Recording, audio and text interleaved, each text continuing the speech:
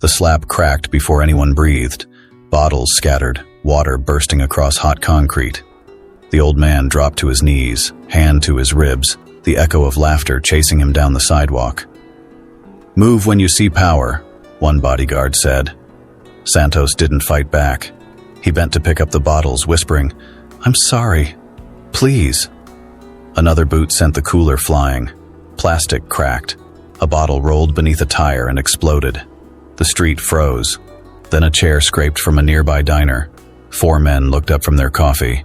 Leather jackets, calm eyes, silence heavy enough to choke the heat. Their leader, Mason Briggs, watched the scene without blinking. He stood.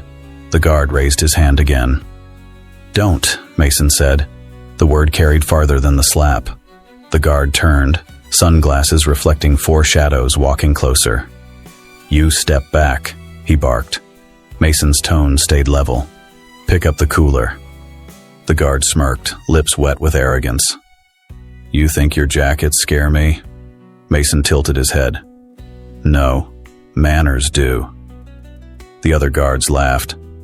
"Before I dive deeper, don't forget to subscribe, and let me know in the comments where you're watching from and what time it is."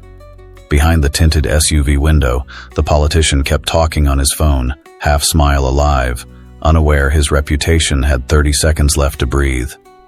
Santos tried to gather his bottles again. His hand trembled. Blood dotted the ground. Mason crouched beside him, lifted the cooler, and set it upright. "You hurt?" "I'll live," Santos said. "I can't afford not to." Mason nodded, rose, and faced the guard. "Say you're sorry." The man's grin died an inch at a time. "Get out of my face." "Say it," Mason repeated. Behind him, engines rumbled once. Soft, warning, alive. The sound rolled through the crowd like distant thunder. The guard hesitated, then looked toward the SUV window for approval. The politician waved impatiently. The guard chose pride over sense. "No," he said, turning away. Mason's voice lowered. "Wrong answer." He didn't swing. He didn't shout. He simply stared until the man felt smaller than his own shadow. Then Mason turned to Santos. "You'll sell again tomorrow. Same corner." Santos shook his head. "They'll come back. Then we'll be here first." He slipped a folded bill into the old man's hand. "Eat something warm tonight." "It's too much," Santos whispered. "It's not charity," Mason said. "It's interest on your comeback." He walked back toward the diner, phone already in his hand. "Raven," he said when the call connected. 3 black SUVs, downtown, private security, early afternoon. I want plates, names, and where they sleep." "You got it." Mason ended the call. His brothers waited by the bikes. Tex asked, "We chasing suits now?" "We're teaching," Mason said. Jonas frowned. "Teaching what?" "Manners." They didn't laugh. They knew what that word meant. Mason helped Santos stack the bottles again. The old man's fingers steadied as he worked. Around them, traffic resumed, people pretending nothing had happened. But something had shifted. Air heavier, silence aware. "You've got family?" Mason asked. "My daughter. Nursing school. I sell water so she can stay." Mason nodded slowly. "Then tomorrow she studies easier." He pointed to the diner's window camera. "That angle catch everything?" The owner behind the glass nodded fast. Mason walked in, handed him a business card. "Send me the file, tonight." The man disappeared and returned with a thumb drive. Mason pocketed it and slid 100 across the counter. "You never saw me." Back outside, he gave the drive to Jonas. "Make copies. 1 to Raven, 1 to the local station that hates this administration, 1 to the councilwoman who actually works." Jonas grinned. "Public manners?" "Exactly." They mounted their bikes. Mason looked once more at Santos, who stood straighter now, chin lifted against the evening sun. "You'll see us again," Mason said. "I hope not, because I'm in trouble," Santos answered. Mason smirked. "No, because you're safe." Engines came alive in unison. The crowd flinched, then relaxed when the roar settled into rhythm, low, controlled, deliberate. They rolled out slow, the air thick with meaning. Inside the SUV convoy miles ahead, the politician's laughter filled the cabin again. He believed the street had forgotten. He didn't know he'd just bought himself a lesson in humility, paid in advance with his own arrogance. Mason's voice cut through the wind inside his helmet. No fists, he reminded himself. No blood, just daylight. The city blurred past, neon on chrome. They rode without music, without chatter, just thought and thunder. The plan was already forming between heartbeats. Expose, not destroy. Humiliate, not harm. That was how you made power, remember? As they reached the highway, Tex pulled alongside. You really think cameras can do more than fists? Mason kept his eyes forward. Fists heal, shame lasts. A truck horn blared somewhere behind them. Streetlights smeared across their helmets like streaks of gold fire. By the time they reached the edge of town, Raven's message buzzed through. Got them. 9 p.m. fundraiser at the Grand Orion Hotel. Mason's reply was one word.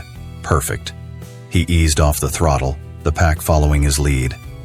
Rain began to fall, soft at first, then steadier, cleansing the heat of the day.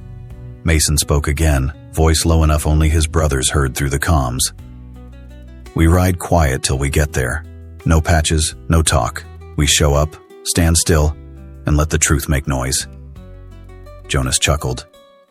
You mean the bikes? Mason smiled beneath the helmet. Exactly. The road curved toward the city's glittering skyline, each light a reminder of who believed they ruled it. They think we didn't see, Mason said softly, but we saw everything. The engines answered with a growl that felt like a promise, but the story was far from over. The rain stopped an hour before they arrived. The Grand Orion glowed against the wet street, gold, loud, and overconfident. Suits moved through the entrance like parade floats, laughing over champagne and deals that never touched dirt. And parked along the curb, 3 black SUVs, same license plates, same arrogance. Mason's voice in the comms was calm. Engines off. Walk in quiet. They parked in one clean line, no patches, no flash, just leather, denim, and eyes that didn't blink. Each boot step echoed.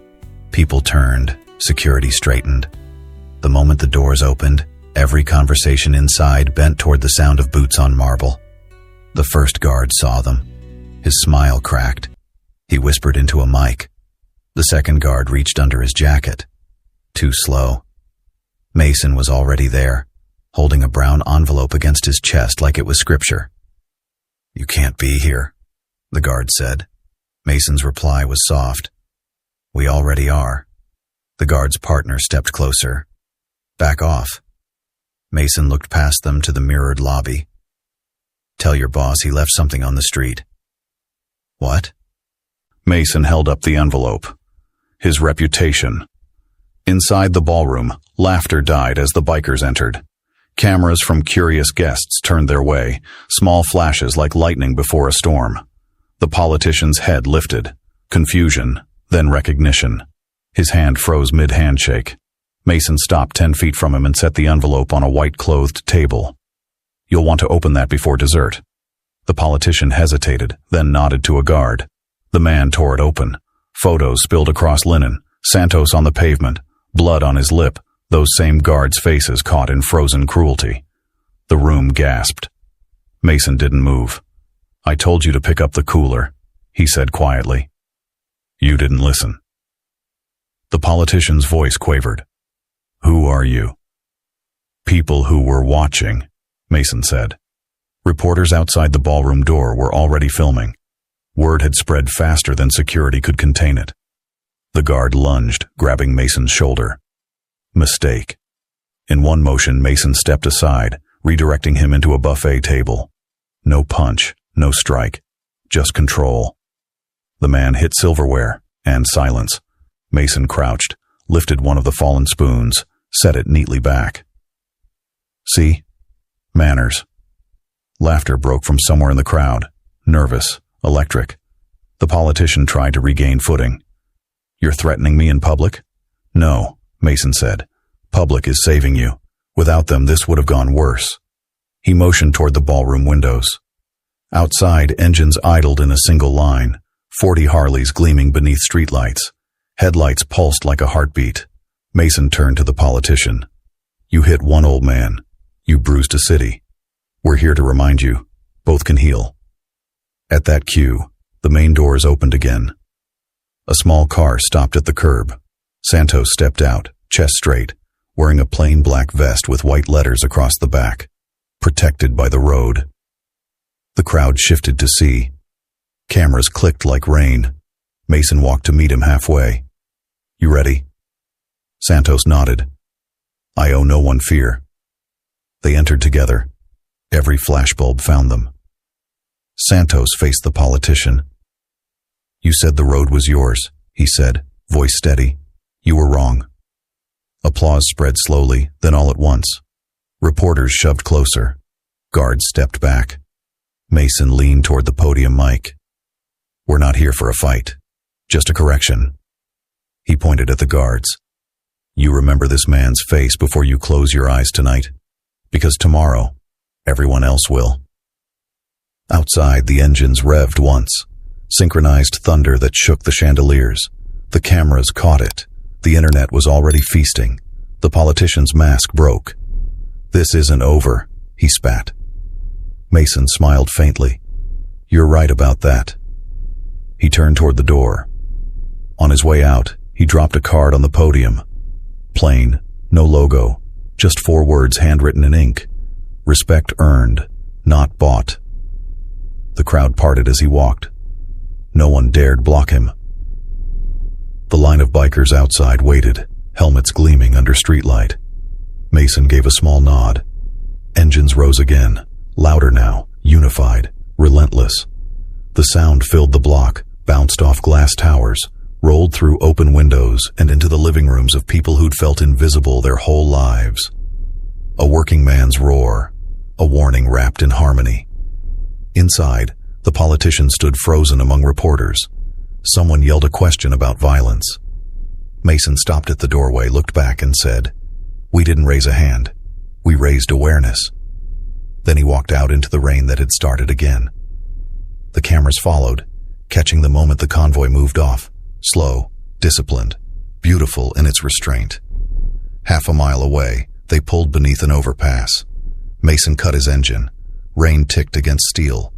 Raven's voice crackled through the comms. You're viral. 3 million views in an hour. Mason exhaled. Let them watch. Jonas laughed. Think they'll apologize? They'll try to pay, Mason said. They always pay before they learn.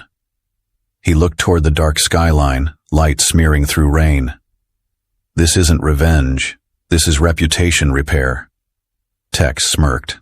You're starting to sound like a preacher. Mason shrugged. Even preachers ride. They laughed quietly, the storm muffling everything but the hum of cooling engines. Across the city, Santos sat by his daughter's bedside at the hospital where she trained. She held his bruised hand and whispered, You're famous, Papa. He smiled. No, I'm free. Outside their window, a faint vibration rolled through the walls, the distant chorus of engines heading home. He closed his eyes and whispered the only prayer he knew. Thank you. Mason wiped rain from his visor and spoke to his brothers. Don't celebrate. They'll come harder now. Power doesn't like mirrors. Jonas asked, What if they push back? Mason answered, Then we remind them again. He started his bike. The sound cracked through the underpass, deep and clean. Justice isn't noise, he said. It's consistency. They rode back into the dark, taillights painting red streaks in the wet. And though the hotel lights dimmed behind them, the story still burned bright. Morning hit the city like a confession. Every channel replayed the same clip, the slap, the roar, the line of bikes. Hashtags crawled across the screen. Vendor justice. Hell's Angels. Commentators argued about decency while the politician hid behind new PR handlers. Mason watched from a diner booth, coffee cooling untouched. The news anchor said, Public outcry continues. He switched it off. Tech slid into the seat across from him. You see this? Donations. People sending money to Santos from everywhere. Mason nodded once. Good. Feels weird, don't it? We didn't swing, and it worked. Mason's eyes stayed on the window. Control hits harder than fists. Across the street, Santos sold water again. Fresh cart, new cooler, same corner. He waved when he noticed them, pride shining through fading bruises. Mason raised his cup in salute. The bell above the diner door jingled. 2 men in suits stepped in, damp from rain, not locals. They carried the kind of silence that follows orders. One flashed a badge too quickly to read. Mr. Briggs, the taller one said. We need to talk. Mason didn't stand. Then talk. You've embarrassed powerful people, the man said. They're exploring legal action. Mason stirred his coffee. Tell them to explore humility first. You interfered with state security. No, Mason said. We reminded it to behave. The man hesitated. You think this is over? Mason finally looked up. I think it's beginning. They left. The waitress exhaled like she'd been holding her breath for an hour. Mason dropped a bill on the counter and stood. Tex, round everyone up. They're gonna spin this. That night, the garage glowed blue with monitor light. Raven typed fast, screens reflecting in his glasses. They're flooding comments with bots, he said. Fake stories saying we staged the beating. Then we drown the lies in truth, Mason replied. Jonas asked, How? Mason pointed at the screen. Keep it human. Real faces. Real words. Clips rolled, Santos thanking strangers, kids cheering as bikes passed, citizens holding handmade signs reading, Respect earned, not bought. The algorithm tilted back toward them. Tex leaned on his bike. Never thought hashtags would ride shotgun. Mason half smiled. Different road, same fight. He paused, hearing his own words echo in the hollow of the garage. Beneath the hum of computers, rain whispered against metal roofs. Funny thing, he said. One slap started this. That's all it takes. A man forgetting another man's worth. Tex nodded. You reminded him. Mason shook his head. We reminded everyone. Raven's phone buzzed. He read the text, eyebrows climbing. You might want to see this. He turned the screen around. A whistleblower leak. Bank documents. Offshore accounts. The same politician's signature. Jonas whistled low. Guess Karma files paperwork now. Mason studied the screen. We didn't cause that. We just made people look close enough to find it. Raven grinned. Either way, he's done. Mason's expression didn't change. Then we're done too. Tex frowned. That's it? We ride off and let the city forget. They won't forget, Mason said. They'll repeat it. That's how justice grows, by imitation. He turned off the monitors. Darkness folded around them, except for the faint red glow of taillights waiting outside. A week later, headlines screamed resignation. Corruption scandal topples senator. The photo beside it showed him leaving his office, face pale, eyes down. Santos's name appeared beneath a new initiative, the Vendor Protection Bill. Reporters called it the Briggs Clause. Mason hated that part. He hadn't done it for politics. He'd done it so one man could sell water without bleeding for it. That evening, he rode alone. The highway stretched empty, sunset bleeding orange over asphalt. He let the engine settle into a low rhythm, the kind that matched heartbeat and memory. He stopped halfway across the bridge overlooking the city. Lights twinkled below like 1,000 small apologies. He spoke softly, voice swallowed by wind. Sometimes the loudest justice rides quiet. His phone buzzed. Message from Santos. My daughter graduates next week. You're invited. Mason smiled, thumbed a reply. Wouldn't miss it. He pocketed the phone, pulled his helmet back on, and looked out one last time. The city didn't look smaller anymore. It looked teachable. He twisted the throttle, ready to move. Then stopped, whispering to himself, They thought we were outlaws. He smiled. Turns out we were teachers.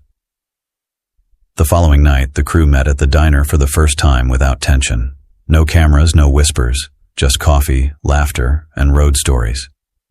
Santos joined them wearing the same vest, protected by the road, but now it was spotless, proud. Tex raised his mug. To doing the right thing the hard way. They clinked. Mason added quietly. To remembering why we ride. Outside, kids pointed at the parked motorcycles, parents not pulling them away this time. Mason watched them, eyes soft. If they grow up thinking strength means protecting, not hurting, then we did enough. He stood, paid the bill, and stepped into the night. The air smelled clean, like the city itself had taken a deep breath. The brothers mounted their bikes. Engines flared to life, one after another, until the street pulsed like a living thing. Mason pulled his visor down, but before rolling out he looked at Santos, who stood at his cart again, raising a bottle in salute. Mason returned it with 2 fingers to his temple, a promise kept. Then the convoy moved, slow, controlled, purposeful. People on sidewalks lifted their phones, not out of fear this time, but gratitude. The roar that followed wasn't violence, it was punctuation, and somewhere above that sound, softer than thunder but louder than words, lived the final truth of their story. Sometimes the best revenge isn't violence, it's dignity remembered. They say angels have wings, but that night, they had engines.